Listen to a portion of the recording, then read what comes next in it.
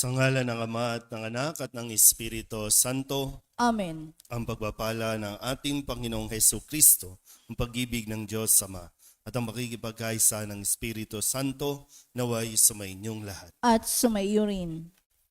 Mga kapatid, tinipon tayo bilang mga kaanib na angkan ng Diyos, kaya dumulog tayo sa maawaing Panginoong napapatawad ng lubos. Sinugong tagapagpagaling sa mga nagsisisi, Panginoon, kaawaan mo kami. Panginoon, kaawaan mo kami. Dumating na tagapag-anyayang mga makasalanay magsisi, Kristo, kaawaan mo kami. Kristo, kaawaan mo kami. Nakaluklok ka sa kanan ng Diyos Ama para ipamagitan kami. Panginoon, kaawaan mo kami. Panginoon, kaawaan mo kami. Kaawaan tayo ng makapangyarihang Diyos, patawarin tayo sa ating mga kasalanan at patnubayan tayo sa buhay na walang hanggan. Amen. Manalangin tayo. Ama naming makapangyarihan, ipagkaloob mong sa aming pagkilala na ang iyong anak para sa amin na buhay talaga, kami naway maging kasalo niya, pakundangan sa pag-ibig ng Espiritong kanyang padala, sapagkat siya ang tagapamagitan magpasawalang hanggan. Amen. Umupo ang lahat.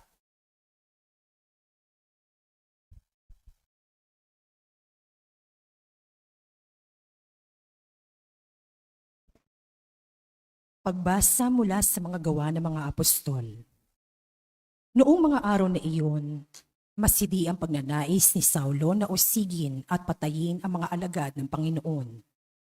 Kaya't lumapit siya sa pinakapuno saserdote at humingi ng mga sulat para sa mga sinagoga sa Damasco upang madakip niya ang sinumang matagpuan niya roong kaanib ng bagong pananampalataya, maging lalaki, maging babae, at madala sa Jerusalem. Naglakbay si Saulo patungong Damasco. Nang siya'y malapit na sa lungsod, biglang kumislap sa paligid niya isang nakasisilaw na liwanag mula sa langit. Ano pat nasubasob siya, at narinig niya ang isang tinig na nagsalita sa kanya. Saulo, Saulo, bakit mo ako inuusig? Sino po kayo, Panginoon? Tanong niya. Ako'y si Jesus, ang iyong inuusig. Tugon sa kanya. Tumindig ka at pumasok sa lungsod. Sasabihin sa iyo roon kung ano ang dapat mong gawin. Natilihan ang mga kasama ni Saulo. Narinig nila ang tinig, ngunit wala silang makitang sino man.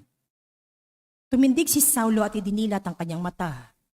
Ngunit hindi siya makakita. Kaya't siya'y inakay nila hanggang sa Damasco. 3 araw na hindi siya nakakita at hindi kumain ni uminom. Sa Damasco naman ay may isang alagad ang pangalay Ananias.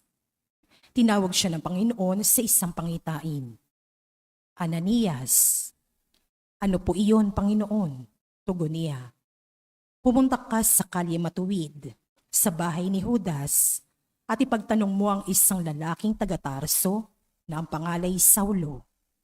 Sabi ng Panginoon. Siya'y nananalangin ngayon sa isang pangitain, nakita kanyang pumasok sa kinaroroonan niya at pinatungan mo siya ng kamay upang makakita. Sumagot si Ananias, Panginoon, marami na po ang nagbalita sa akin tungkol sa taong ito, tungkol sa mga kasamaang ginawa niya sa iyong mga banal sa Jerusalem. At naparito siya sa Damasco, taglay ang kapangyarihang galing sa mga puno saserdote upang dakpin ang lahat ng tumatawag sa iyong pangalan. Ngunit sinabi sa kanya ng Panginoon, pumaroon ka, sapagkat hinirang ko siya upang ipakilala ang aking pangalan sa mga hintil, sa mga hari, at sa mga anak ng Israel. At ipaaalam ko sa kanya ang lahat ng dapat niyang tiisin, alang-alang sa akin. Pumunta nga si Ananias.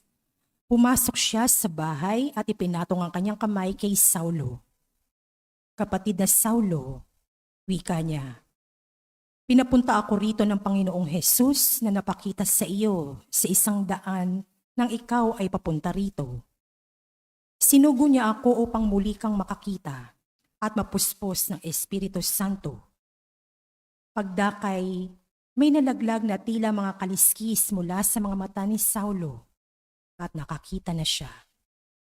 Tumindig siya agad at nagpabinyag. Kumain siya at nanauli ang kanyang lakas. Si Saulo'y ilang araw nang kasakasama ng mga alagad sa Damasco.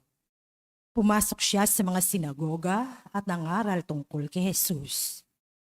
Siya ang anak ng Diyos. Wika niya.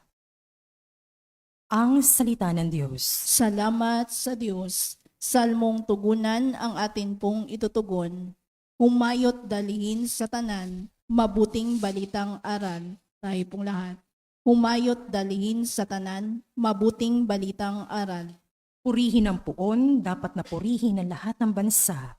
Siya ay purihin na lahat ng tao sa balat ng lupa. Tugon. Humayot dalihin sa tanan, mabuting balitang aral. Pagkat ang pag-ibig na ukol sa ati dakila at wagas, at ang katapatan niya ay walang wakas. Tugon. Humayot dalihin sa tanan, mabuting balitang aral. Tumayo ang lahat.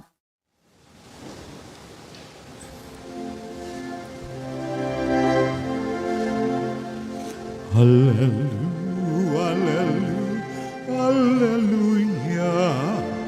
hallelujah, hallelujah. Purihin ang Diyos, hallelujah.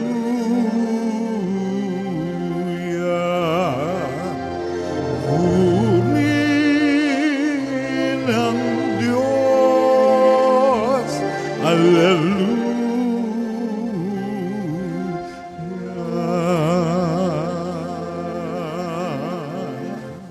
Sumainyo ang Panginoon. At sumayo rin. Ang mabuting balita ng Panginoon ayon kay San Juan. Papuri sa iyo, Panginoon. Noong panahong iyon, nagtalo-talo ang mga Hudyo.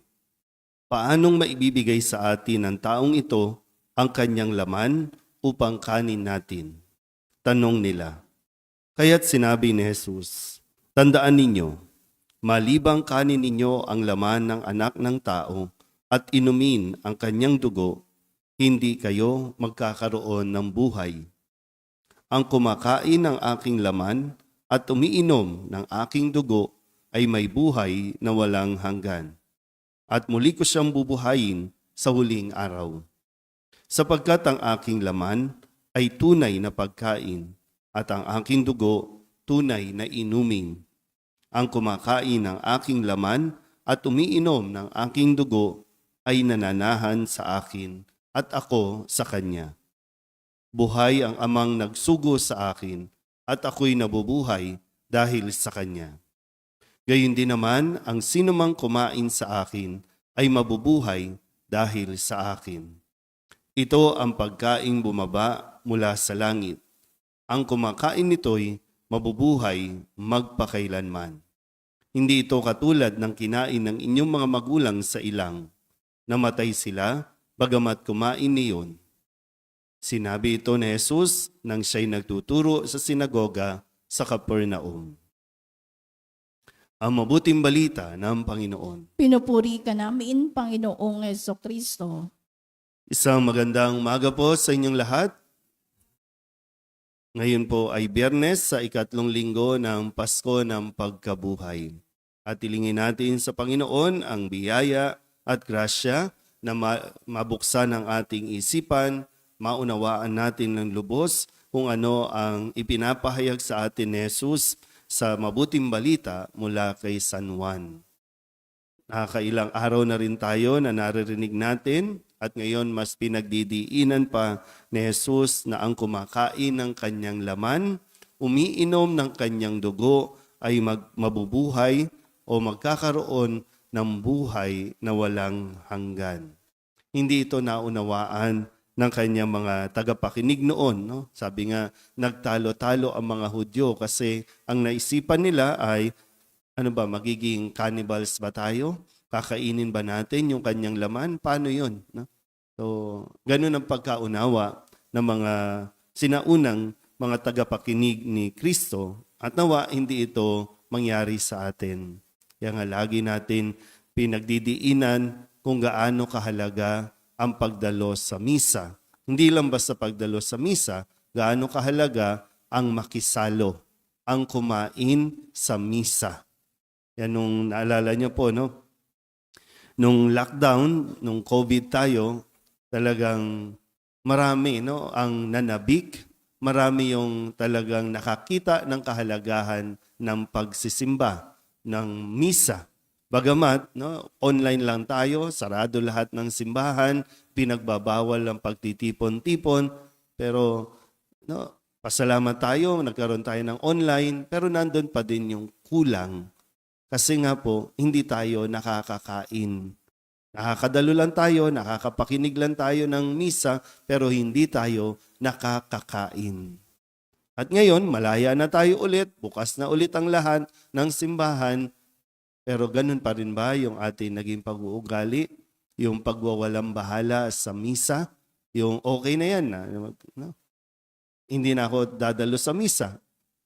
Nakikita ba talaga natin yung nais na ibigay ng Diyos sa loob ng misa at kung ano talaga yung makukuha natin.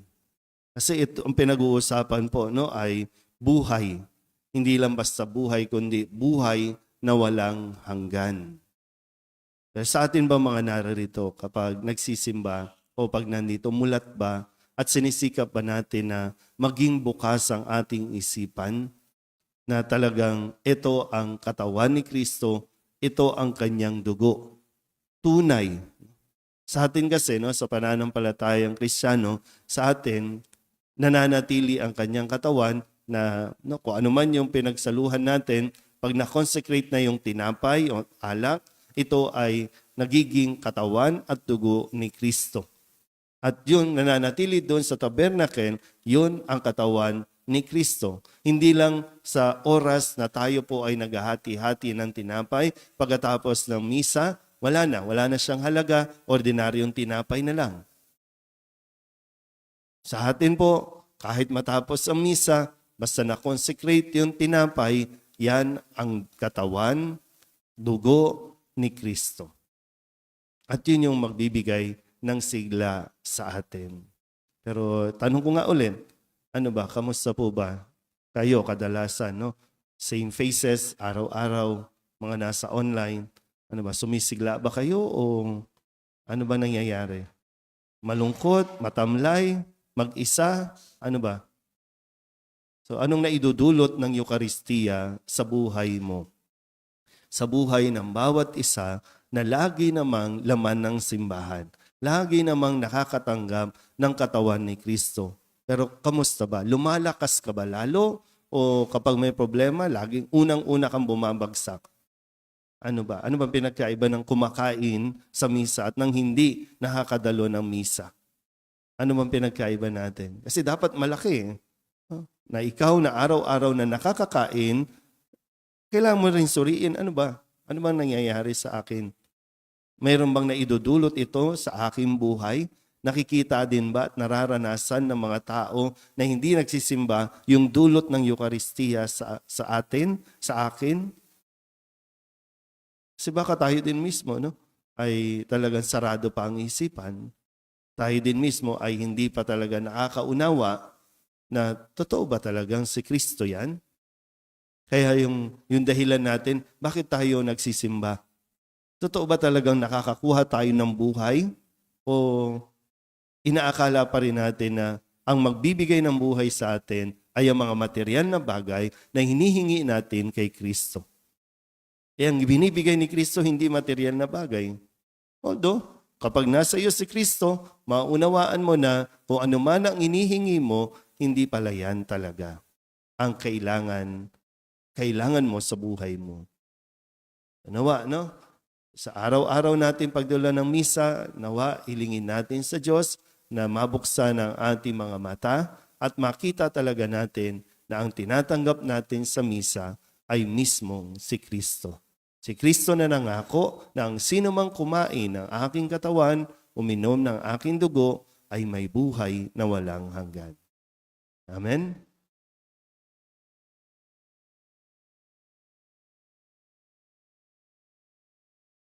Ibinibigay sa atin ng Ama ang kanyang anak bilang tunay na pagkain at tunay na inumin sa hapag na ito. Hilingin natin sa Kanya ang lahat ng ating mga pangangailangan sa pamamagitan ni Kristo, ang pinagmumulan ng bagong buhay. Ang ating pong itutugon, Ama, panatilihin mo ang aming buhay sa pamamagitan ng Eukaristiya. Ama, panatilihin mo ang aming buhay sa pamamagitan ng Eukaristiya. Ang simbahan naway lumagos sa pagpapahalaga sa Eukaristiya bilang tinapay ng buhay sa pamamagitan ng mas mataimtim na pagdiriwang ng banal na misa. Manalangin tayo sa Panginoon. Ama, panatilihin mo ang aming buhay sa pamamagitan ng Eukaristiya. Bilang isang pamayanan, naway hindi natin ipagwalang bahala ang ating buhay pananampalataya. Bagkus, higit na manalig sa Diyos araw-araw, kahit sa ating mga kahirapan at pagdurusa. Manalangin tayo sa Panginoon. Ama, panatilihin mo sa aming buhay sa pamamagitan ng Eukaristiya. Ang mga pamilya, lalo na ang ating mga anak, naway lumagos sa mga biyayan dulot ng patuloy na pagtanggap ng Eukaristiya. Manalangin tayo sa Panginoon. Ama, panatilihin mo ang aming buhay sa pamamagitan ng Eukaristiya. Ang mga may sakit, naway palakasin ang kanilang pananampalataya sa pamamagitan ng pakikipag-isa ng kanilang mga paghihirap sa pagpapakasakit ni Kristo.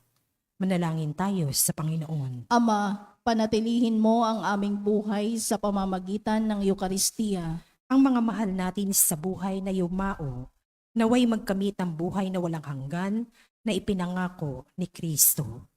Manalangin tayo sa Panginoon. Ama, panatilihin mo ang aming buhay sa pamamagitan ng Eukaristiya.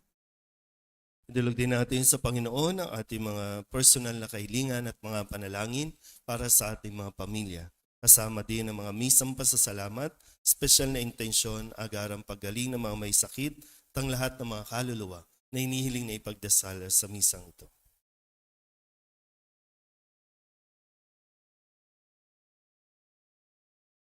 Ang lahat ng ito inihiling namin sa ngalan ni Kristong aming Panginoon. Amen. Umupo ang lahat.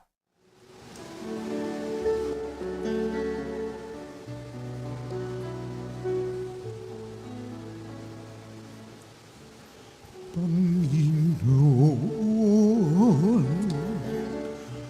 aming alay, itong anak at tinapay sa altar mo ilalagay. Tanggapin sa iyong kamay. Manalangin kayo mga kapatid upang paghahain natin ay kalugdan ng Diyos Amang makapangyarihan. Tanggapin nawa ng Panginoon itong paghahain sa iyong mga kamay, sa kapurihan niya at karangalan sa ating kapakinabangan at sa buong sampayanan niyang banal. Ama naming lumikha, para mo ng awa, gawin mong banal ang mga alay naming iyusan ng kalugdan at kami gawin mong haing sa iyo'y laging nakalaan sa pamamagitan ni Jesucristo kasama ng Espiritu Santo magpasawalang hanggan. Amen. Sumainyo ang Panginoon. At sumaiyo rin. Itaas sa Diyos ang inyong puso at diwa. Itinaas na namin sa Panginoon. Pasalamatan natin ang Panginoong ating Diyos. Marapat na siya ay pasalamatan. Ama naming makapangyarihan, tunay ngang marapat na ikaw ay aming pasalamatan. Ngayong ipinagdiriwang ang paghahain ng Mesiyas, ang maamong tupa na tumubos sa aming lahat. Naghahaing walang humpay ang anak mong minamahal upang magkasalo-salo ang tanan sa piging ng iyong buhay. Hindi na mamamatay ang inihain sa krus. Ang sa krus ipinakoy buhay lagi bilang handog. Kaya kaysa ng mga anghelang sisiawit ng papuri sa iyo, nang walang humpay sa kalangitan, kami nagbubunyi sa iyong kadakilaan. Santo, Santo, Santo, Panginoong Diyos na makapangyarihan, napupuno ang langit at lupa ng kaluwalhatian mo. Hosana sa kaitaasan, pinagpala ang naparirito sa ngalan ng Panginoon. Hosana sa kaitaasan. Ama naming banal, ikaw ang bukal ng tanang kabanalan. Kaya't sa pamamagitan ng iyong Espiritu, gawin mong banal ang kaloob na ito upang para sa aming maging katawan at dugo ng aming Panginoong Heso Kristo. Bago niya pinagtiis ang kusang loob na maging handog, hinawakan niya ang tinapay, pinasalamatan kaniya, pinaghati-hati niya iyon, iniabot sa kanyang mga alagad at sinabi, "Tanggapin ninyong lahat ito at kanin, ito ang aking katawan, nihahandog para sa inyo."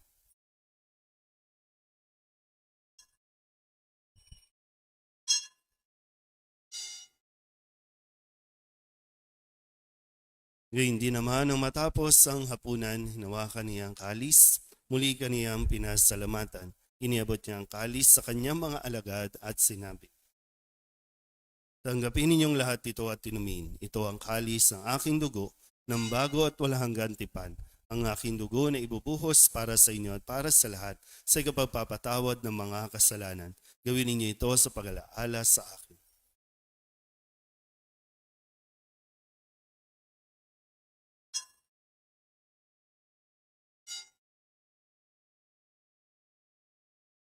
Ipagbunyi natin ang misteryo ng pananampalataya. Si Kristo'y namatay, si Kristo'y nabuhay, si Kristo'y babalik sa wakas ng panahon. Ama, ginagawa namin ngayon ang pag-alaala sa pagkamatay at muling pagkabuhay ng iyong anak. Kaya tiniaalay namin sa iyo ang tinapay na nagbibigay buhay at ang kalis na nagkakaloob ng kaligtasan. Kami nagpapasalamat dahil kami iyong minarapat na tumayo sa harap mo para maglingkod sa iyo. Isinasamo namin kami magsasalo-salo sa katawan at dugo ni Kristo ay mabuklod sa pagkakaisa sa pamamagitan ng Espiritu Santo. Ama, lingapin mo ang iyong simbahang laganap sa buong daigdig. Puspusin mo kami sa pag-ibig kay San ni Francisco na aming Papa at ni Jose na aming Obispo at ng Tanang Kaparian. Alalahanin mo rin ang mga kapatid naming nahimlay na may pag-asang sila'y muling mabubuhay, gayon din ang lahat ng mga pumanaw. Kawaan mo sila at patuloyin sa iyong kaliwanagan. Kawaan mo at paginapating kaming lahat na makasalo sa iyong buhay na walang wakas. Kaysa ng mahal na Birhen Maria na ina ng Diyos, ng kabiyak ng puso niyang si San Jose. Kaysa ng mga apostol at ng lahat ng mga banal na namuhay dito sa daigdig ng kalugod-lugod sa iyo, may pagdiwang nawa namin ang papupuri sa ikararangal mo sa pamamagitan ng iyong anak na aming Panginoong Heso Kristo. Sa pamamagitan ni Kristo, kasama niya at sa Kanya, ang lahat ng parangal at papuri ay sa iyo, Diyos Amang makapangyarihan, kasama ng Espiritu Santo, magpasawalang hanggan. Amen. Amen. Amen.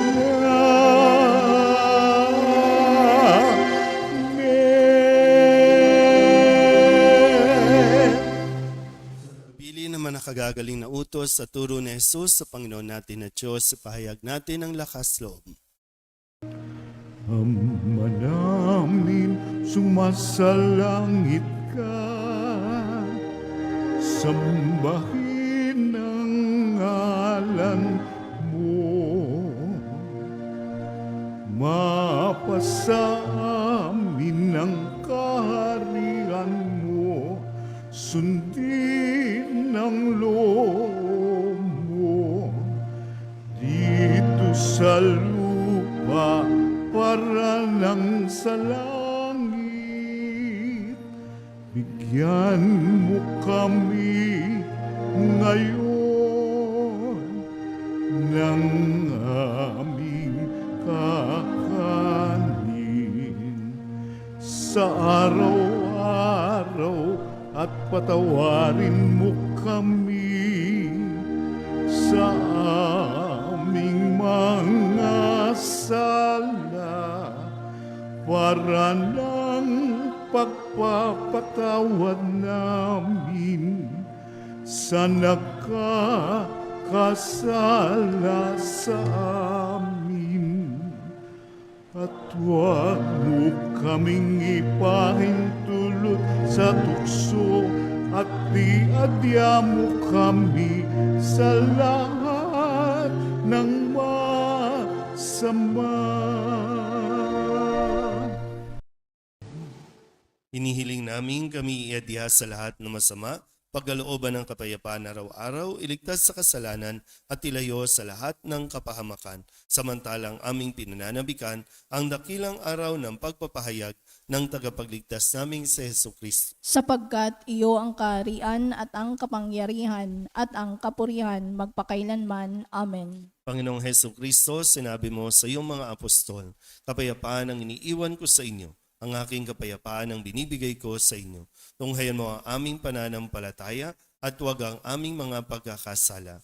Pagkalooban mo kami ng kapayapaan at pagkakaisa ayon sa iyong kalooban, kasama ng Espiritu Santo, magpasawalang hanggan. Amen. Ang kapayapaan ng Panginoon ay laging sumainyo. At sumayo rin. Magbigayan po tayo ng kapayapaan sa isa't isa.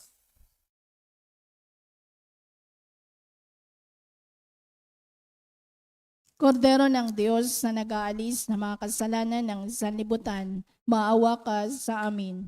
Kordero ng Diyos na nag-aalis ng mga kasalanan ng sanlibutan, maawa ka sa amin. Kordero ng Diyos na nag-aalis ng mga kasalanan ng sanlibutan, ipagkaloob mo sa amin ang kapayapaan.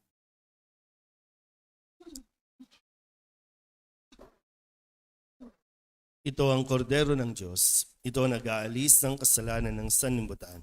Mapalad ang mga inaanyayahan sa kanyang piging. Panginoon, hindi ako karapat-dapat na magpatuloy sa iyo, ngunit sa isang salita mo lamang ay gagaling na ako. Katawan ni Kristo. Amen.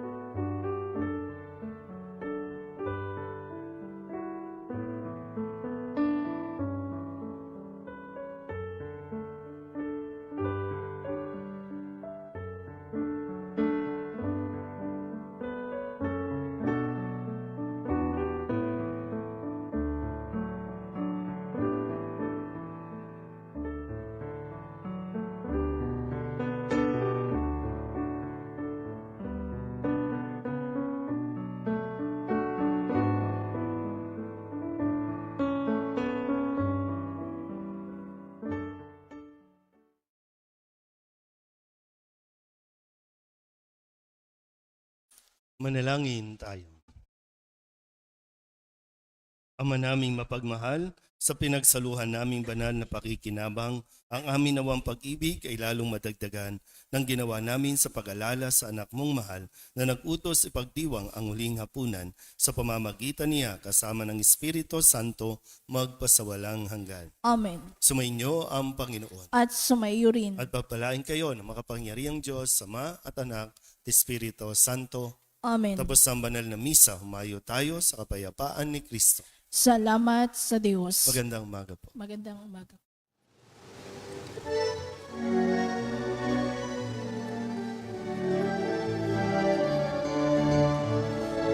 Mayon at tipayan, kanyang pagkalingat